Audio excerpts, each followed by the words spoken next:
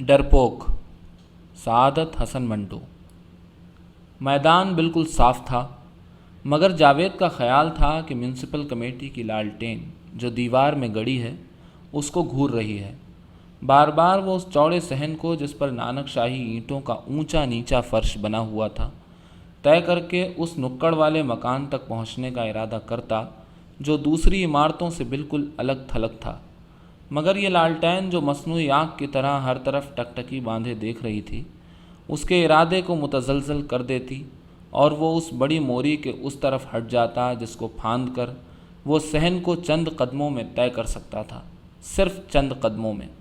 جاوید کا گھر اس جگہ سے کافی دور تھا، مگر یہ فاصلہ بڑی تیزی سے طے کر کے یہاں وہ پہنچ گیا تھا۔ اس کے خیالات کی رفتار اس کے قدموں کی رفتار سے زیادہ تیز تھی۔ راستے میں اس نے بہت سی چیزوں پر غور کیا۔ وہ بے وقوف نہیں تھا، اسے اچھی طرح معلوم تھا کہ ایک بیسوا کے پاس جا رہا ہے، اور اس کو اس بات کا بھی پورا شعور تھا کہ وہ کس غرض سے اس کے یہاں جانا چاہتا ہے۔ وہ عورت چاہتا تھا، عورت خواہ وہ کسی شکل میں ہو۔ عورت کی ضرورت اس کی زندگی میں یک بیک پیدا نہیں ہوئی تھی، ایک زمانے سے یہ ضرورت اس کے اندر آہستہ آہستہ شدت اختیار کرتی رہی تھی، اور اب دفعتاً اس نے محسوس کیا تھا کہ عورت کے بغیر وہ ایک لمحہ زندہ نہیں رہ سکتا۔ عورت اس کو ضرور ملنی چاہیے، ایسی عورت جس کی ران پر ہولے سے تماچا مار کر وہ اس کی آواز سن سکے، ایسی عورت جس سے وہ واہیات قسم کی گفتگو کر سکے۔ جاوید پڑھا لکھا ہوش مند آدمی تھا، ہر بات کی اونچ نیچ سمجھتا تھا، مگر اس معاملے میں مزید غور و فکر کرنے کے لیے تیار نہیں تھا۔ اس کے دل میں ایک ایسی خواہش پیدا ہوئی تھی جو اس کے لیے نئی نہ تھی۔ عورت کی قربت حاصل کرنے کی خواہش اس سے پہلے کئی بار اس کے دل میں پیدا ہوئی، اور اس خواہش کو پورا کرنے کے لیے انتہائی کوششوں کے بعد جب اسے نا امیدی کا سامنا کرنا پڑا تو وہ اس نتیجے پر پہنچا کہ اس کی زندگی میں سالم عورت کبھی نہیں آئے گی، اور اگر اس نے اس سالم عورت کی تلاش جاری رکھی تو کسی روز وہ دیوانے کتے کی طرح راہ چلتی عورت کو کاٹ کھائے گا۔ کاٹ کھانے کی حد تک اپنے ارادے میں ناکام رہنے کے بعد اب دفعتاً اس کے دل میں اس خواہش نے کروٹ بدلی تھی۔ اب کسی عورت کے بالوں میں اپنی انگلیوں سے کنگھی کرنے کا خیال اس کے دماغ سے نکل چکا تھا۔ عورت کا تصور اس کے دماغ میں موجود تھا، اس کے بال بھی تھے، مگر اب اس کی یہ خواہش تھی کہ وہ ان بالوں کو وحشیوں کی طرح کھینچے، نوچے، اکھیڑے۔ اب اس کے دماغ میں سے وہ عورت نکل چکی تھی جس کے ہونٹوں پر وہ اپنے ہونٹ اس طرح رکھنے کا آرزومند تھا جیسے تتلی پھولوں پر بیٹھتی ہے۔ اب وہ ان ہونٹوں کو اپنے گرم ہونٹوں سے داغنا چاہتا تھا۔ ہولے ہولے سرگوشیوں میں باتیں کرنے کا خیال بھی اس کے دماغ میں نہیں تھا۔ اب وہ بلند آواز میں باتیں کرنا چاہتا تھا، ایسی باتیں جو اس کے موجودہ ارادے کی طرح ننگی ہوں۔ اب سالم عورت اس کے پیش نظر نہیں تھی، وہ ایسی عورت چاہتا تھا جو گھس گھسا کر مرد کی شکل اختیار کر گئی ہو، ایسی عورت جو آدھی عورت ہو اور آدھی کچھ بھی نہ ہو۔ ایک زمانہ تھا جب جاوید عورت کہتے وقت اپنی آنکھوں میں خاص قسم کی ٹھنڈک محسوس کیا کرتا تھا، جب عورت کا تصور اسے چاند کی ٹھنڈی دنیا میں لے جاتا تھا۔ وہ عورت کہتا تھا بڑی احتیاط سے، جیسے اس کو اس بے جان لفظ کے ٹوٹنے کا ڈر ہو۔ ایک عرصے تک وہ اس دنیا کی سیر کرتا رہا، مگر انجام کار اس کو معلوم ہوا کہ عورت کی تمنا اس کے دل میں ہے، اس کی زندگی کا ایسا خواب ہے جو خراب معدے کے ساتھ دیکھا جائے۔ جاوید اب خوابوں کی دنیا سے باہر نکل آیا تھا۔ بہت دیر تک ذہنی طور پر وہ اپنے آپ کو بہلاتا رہا، مگر اب اس کا جسم خوفناک حد تک بیدار ہو چکا تھا۔ اس کے تصور کی شدت نے اس کی جسمانی حسیات کی نوک پلک کچھ اس طور پر نکالی تھی کہ اب زندگی اس کے لیے سوئیوں کا بستر بن گئی، ہر خیال ایک نشتر بن گیا، اور عورت اس کی نظروں میں ایسی شکل اختیار کر گئی جس کو وہ بیان بھی کرنا چاہتا تو نہ کر سکتا۔ جاوید کبھی انسان تھا، مگر اب انسانوں سے اسے نفرت تھی، اس قدر کہ اپنے آپ سے بھی متنفر ہو چکا تھا۔ یہی وجہ تھی کہ وہ خود کو ذلیل کرنا چاہتا تھا، اس طور پر کہ ایک عرصے تک اس کے خوبصورت خیال جن کو وہ اپنے دماغ میں پھولوں کی طرح سجا کے رکھتا رہا تھا غلاظت سے لتھڑے رہیں۔ مجھے نفاست تلاش کرنے میں ناکامی رہی ہے، لیکن غلاظت تو میرے چاروں طرف پھیلی ہوئی ہے۔ اب جی یہ چاہتا ہے کہ اپنی روح اور جسم کے ہر ذرے کو اس غلاظت سے آلودہ کروں۔ میری ناک جو اس سے پہلے خوشبوؤں کی متجسس رہی ہے، اب بدبودار اور متعفن چیزیں سونگھنے کے لیے بےتاب ہے۔ یہی وجہ ہے کہ میں نے آج اپنے پرانے خیالات کا چغا اتار کر اس محلے کا رخ کیا ہے جہاں ہر شے ایک پراسرار تعفن میں لپٹی نظر آتی ہے۔ یہ دنیا کس قدر بھیانک طور پر حسین ہے۔ نانک شاہی اینٹوں کا ناہموار فرش اس کے سامنے تھا۔ لالٹین کی بیمار روشنی میں جاوید نے اس فرش کی طرف اپنی بدلی ہوئی نظروں سے دیکھا تو اسے ایسا محسوس ہوا کہ بہت سی ننگی عورتیں اوندھی لیٹی ہیں جن کی ہڈیاں جا بجا ابھر رہی ہیں۔ اس نے ارادہ کیا کہ اس فرش کو طے کر کے نکڑ والے مکان کی سیڑھیوں تک پہنچ جائے اور کوٹھے پر چڑھ جائے، مگر میونسپل کمیٹی کی لالٹین غیر مختتم ٹکٹکی باندھے اس کی طرف گھور رہی تھی۔ اس کے بڑھنے والے قدم رک گئے اور وہ بھنا سا گیا۔ یہ لالٹین مجھے کیوں گھور رہی ہے؟ یہ میرے راستے میں کیوں روڑے اٹکاتی ہے؟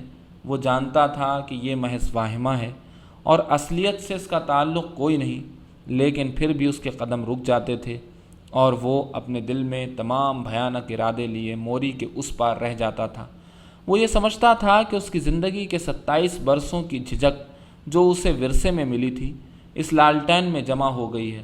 یہ جھجک جس کو پرانی کیچلی کی طرح اتار کر وہ اپنے گھر چھوڑ آیا تھا، اس سے پہلے وہاں پہنچ چکی تھی جہاں اسے اپنی زندگی کا سب سے بھدا کھیل کھیلنا تھا، ایسا کھیل جو اسے کیچڑ میں لت پت کر دے، اس کی روح کو ملوث کر دے۔ ایک میلی کچیلی عورت اس مکان میں رہتی تھی۔ اس کے پاس 4-5 جوان عورتیں تھیں جو رات کے اندھیرے اور دن کے اجالے میں یکساں بھدے پن سے پیشہ کیا کرتی تھیں۔ یہ عورتیں گندی موری سے غلاظت نکالنے والے پمپ کی طرح چلتی رہتی تھیں۔ جاوید کو اس قہبہ خانے کے متعلق اس کے ایک دوست نے بتایا تھا جو حسن و عشق کی تلاش کئی مرتبہ اس قبرستان میں دفن کر چکا تھا۔ جاوید سے وہ کہا کرتا تھا، تم عورت عورت پکارتے ہو، عورت ہے کہاں؟ مجھے تو اپنی زندگی میں صرف ایک عورت نظر آئی جو میری ماں تھی۔ مستورات البتہ دیکھی ہیں اور ان کے متعلق سنا بھی ہے، لیکن جب کبھی عورت کی ضرورت محسوس ہوئی ہے تو میں نے مائی جیواں کے کوٹھے کو اپنا بہترین رفیق پایا ہے۔ بخدا مائی جیواں عورت نہیں فرشتہ ہے، خدا اس کو خضر کی عمر عطا فرمائے۔ جاوید مائی جیواں اور اس کے یہاں کی 4-5 پیشہ کرنے والی عورتوں کے متعلق بہت کچھ سن چکا تھا۔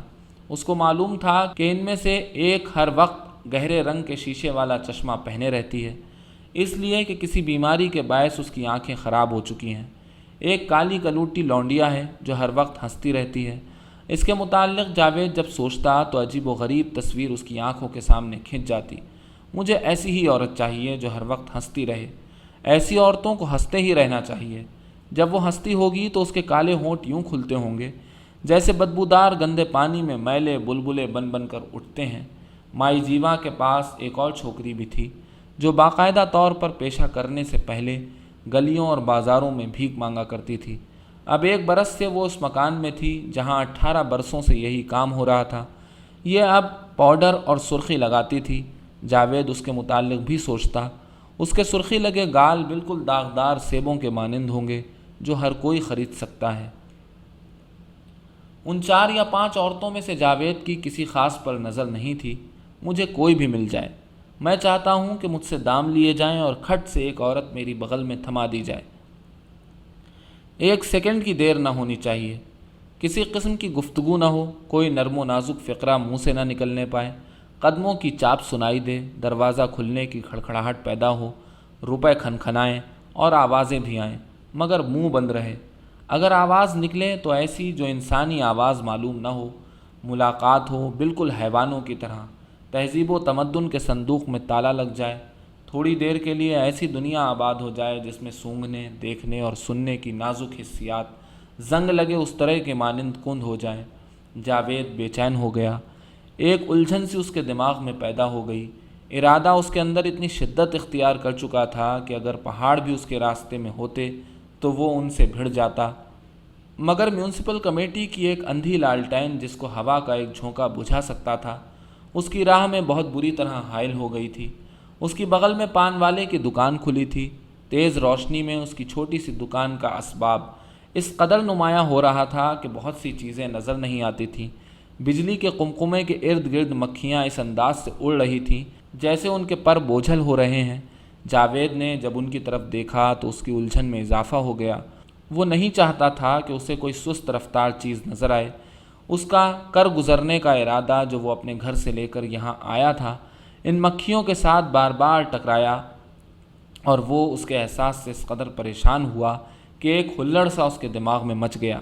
میں ڈرتا ہوں، میں خوف کھاتا ہوں، اس لالٹین سے مجھے ڈر لگتا ہے، میرے تمام ارادے اس نے تباہ کر دیے ہیں، میں ڈرپوک ہوں، میں ڈرپوک ہوں، لعنت ہو مجھ پر۔ اس نے کئی لعنتیں اپنے آپ پر بھیجیں مگر خاطر خواہ اثر پیدا نہ ہوا، اس کے قدم آگے نہ بڑھ سکے۔ نانک شاہی اینٹوں کا ناہموار فرش اس کے سامنے لیٹا رہا۔ گرمیوں کے دن تھے، نصف رات گزرنے پر بھی ہوا ٹھنڈی نہیں ہوئی تھی۔ بازار میں آمد و رفت بہت کم تھی، گنتی کی صرف چند دکانیں کھلی تھیں، فضا خاموشی میں لپٹی ہوئی تھی۔ البتہ کبھی کبھی کسی کوٹھے سے ہوا کے گرم جھونکے کے ساتھ تھکی ہوئی موسیقی کا ایک ٹکڑا اڑ کر ادھر چلا آتا تھا اور گاڑھی خاموشی میں گھل جاتا تھا۔ جاوید کے سامنے یعنی مائی جیواں کے قہبہ خانے سے ادھر ہٹ کر بڑے بازار میں جو دکانوں کے اوپر کوٹھوں کی ایک قطار تھی، اس میں کئی جگہ زندگی کے آثار نظر آ رہے تھے۔ اس کے بالمقابل کھڑکی میں تیز روشنی کے قمقمے کے نیچے ایک سیاہ فام عورت بیٹھی پنکھا جل رہی تھی۔ اس کے سر کے اوپر بجلی کا بلب چل رہا تھا اور ایسا دکھائی دیتا تھا کہ سفید آگ کا ایک گولا ہے جو پگھل پگھل کر اس ویشیا پر گر رہا ہے۔ جاوید اس سیاہ فام عورت کے متعلق کچھ غور کرنے ہی والا تھا کہ بازار کے اس سرے سے جو اس کی آنکھوں سے اوجھل تھا، بڑے بھدے نعروں کی صورت میں چند آوازیں بلند ہوئیں۔ تھوڑی دیر کے بعد 3 آدمی جھومتے جھامتے شراب کے نشے میں چور نمودار ہوئے۔ تینوں کے تینوں اس سیاہ فام عورت کے کوٹھے کے نیچے پہنچ کر کھڑے ہو گئے، اور جاوید کے کانوں نے ایسی ایسی واہیات باتیں سنی کہ اس کے تمام ارادے اس کے اندر سمٹ کر رہ گئے۔ ایک شرابی نے، جس کے قدم بہت زیادہ لڑکھڑا رہے تھے، اپنے مونچھوں بھرے ہونٹوں سے بڑی بھدی آواز کے ساتھ ایک بوسہ نوچ کر اس کالی ویشیا کی طرف اچھالا اور ایک ایسا فقرہ کسا کہ جاوید کی ساری ہمت پست ہو گئی۔ کوٹھے پر برقی لیمپ کی روشنی میں اس سیاہ فام عورت کے ہونٹ ایک آبنوسی قہقہے نے وا کیے، اور اس نے شرابی کے فقرے کا جواب یوں دیا جیسے ٹوکری بھر کوڑا نیچے پھینک دیا ہے۔ نیچے غیر مربوط قہقہوں کا ایک فوارہ سا چھوٹ پڑا، اور جاوید کے دیکھتے دیکھتے وہ تینوں شرابی کوٹھے پر چڑھے۔ تھوڑی دیر کے بعد وہ نشست جہاں وہ کالی ویشیا بیٹھی تھی خالی ہو گئی۔ جاوید اپنے آپ سے اور زیادہ متنفر ہو گیا۔ تم کیا ہو؟ میں پوچھتا ہوں، آخر تم کیا ہو؟ نہ تم یہ ہو، نہ وہ ہو، نہ تم انسان ہو، نہ حیوان۔ تمہاری ذہانت و ذکاوت آج سب کی سب دھری رہ گئی ہے۔ 3 شرابی آتے ہیں، تمہاری طرح ان کے دل میں ارادہ نہیں ہوتا، لیکن بے دھڑک اس ویشیا سے واہیات باتیں کرتے ہیں اور ہنستے قہقہے لگاتے کوٹھے پر چڑھ جاتے ہیں، گویا پتنگ اڑانے جا رہے ہیں۔ اور تم جو کہ اچھی طرح سمجھتے ہو کہ تمہیں کیا کرنا ہے، یوں بے وقوفوں کی طرح بیچ بازار میں کھڑے ہو اور ایک بے جان لالٹین سے خوف کھا رہے ہو۔ تمہارا ارادہ اس قدر صاف اور شفاف ہے، لیکن پھر بھی تمہارے قدم آگے نہیں بڑھتے۔ لعنت ہو تم پر۔ جاوید کے اندر ایک لمحے کے لیے خود انتقامی کا جذبہ پیدا ہوا۔ اس کے قدموں میں جنبش ہوئی اور موری پھاند کر وہ مائی جیواں کے کوٹھے کی طرف بڑھا۔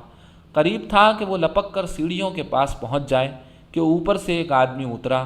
جاوید پیچھے ہٹ گیا۔ غیر ارادی طور پر اس نے اپنے آپ کو چھپانے کی کوشش بھی کی، لیکن کوٹھے پر سے نیچے آنے والے نے اس کی طرف کوئی توجہ نہ دی۔ اس آدمی نے اپنا ململ کا کرتا اتار کر کاندھے پر دھرا تھا اور داہنی کلائی میں موتیے کا پھولوں کا مسلا ہوا ہار لپیٹا تھا۔ اس کا بدن پسینے سے شرابور ہو رہا تھا۔ جاوید کے وجود سے بے خبر وہ اپنے تہمت کو دونوں ہاتھوں سے گھٹنوں تک اونچا کیے نانک شاہی اینٹوں کا اونچا نیچا فرش طے کر کے موری کے اس پار چلا گیا، اور جاوید نے سوچنا شروع کیا کہ اس آدمی نے اس کی طرف کیوں نہیں دیکھا۔ اس دوران میں اس نے لالٹین کی طرف دیکھا تو وہ اسے یہ کہتی معلوم ہوئی، تم کبھی اپنے مقصد میں کامیاب نہیں ہو سکتے، اس لیے کہ تم ڈرپوک ہو۔ یاد ہے تمہیں پچھلے برس برسات میں جب تم نے اس ہندو لڑکی اندرا سے اپنی محبت کا اظہار کرنا چاہا تو تمہارے جسم میں سکت نہیں رہی تھی، کیسے کیسے بھیانک خیال تمہارے دماغ میں پیدا ہوئے تھے۔ یاد ہے تم نے ہندو مسلم فساد کے متعلق بھی سوچا تھا اور ڈر گئے تھے۔ اس لڑکی کو تم نے اسی ڈر کے مارے بھلا دیا، اور حمیدہ سے تم اس لیے محبت نہ کر سکے کہ وہ تمہاری رشتہ دار تھی، اور تمہیں اس بات کا خوف تھا کہ تمہاری محبت کو غلط نظروں سے دیکھا جائے گا۔ کیسے کیسے وہم تمہارے اوپر ان دنوں مسلط تھے۔ اور پھر تم نے بلقیس سے محبت کرنا چاہی، مگر اس کو صرف ایک بار دیکھ کر تمہارے سب ارادے غائب ہو گئے، اور تمہارا دل ویسے کا ویسا بنجر رہا۔ کیا تمہیں اس بات کا احساس نہیں کہ ہر بار تم نے اپنی بے لوث محبت کو آپ ہی شک کی نظروں سے دیکھا ہے؟ تمہیں اس بات کا کبھی پوری طرح یقین نہیں آیا کہ تمہاری محبت ٹھیک فطری حالت میں ہے۔ تم ہمیشہ ڈرتے ہو، اس وقت بھی تم خائف ہو۔ یہاں گھریلو عورتوں اور لڑکیوں کا سوال نہیں، ہندو مسلم فساد کا بھی اس جگہ کوئی خدشہ نہیں، لیکن اس کے باوجود تم کبھی اس کوٹھے پر نہیں جا سکو گے۔ میں دیکھوں گی تم کس طرح اوپر جاتے ہو۔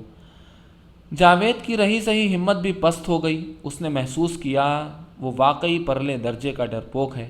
بیتے ہوئے واقعات تیز ہوا میں رکھی ہوئی کتاب کے اوراق کی طرح اس کے دماغ میں دیر تک پھڑپھڑاتے رہے، اور پہلی مرتبہ اس کو اس بات کا بڑی شدت کے ساتھ احساس ہوا کہ اس کے وجود کی بنیادوں میں ایک ایسی جھجک بیٹھی ہوئی ہے جس نے اسے قابل رحم حد تک ڈرپوک بنا دیا ہے۔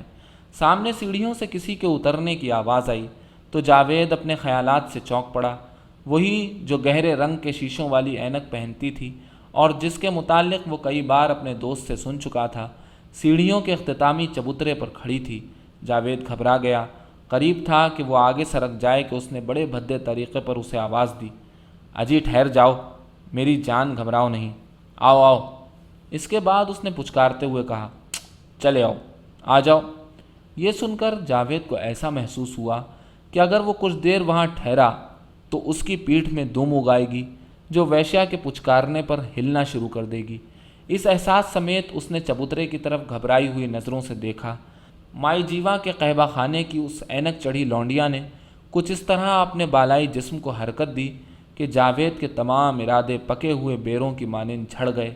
اس نے پھر پچکارا، آؤ میری جان، اب آ بھی جاؤ۔ جاوید اٹھ بھاگا۔ موری پھاند کر جب وہ بازار میں پہنچا تو اس نے ایک ایسے قہقہے کی آواز سنی جو خطرناک طور پر بھیانک تھا۔ وہ کانپ اٹھا۔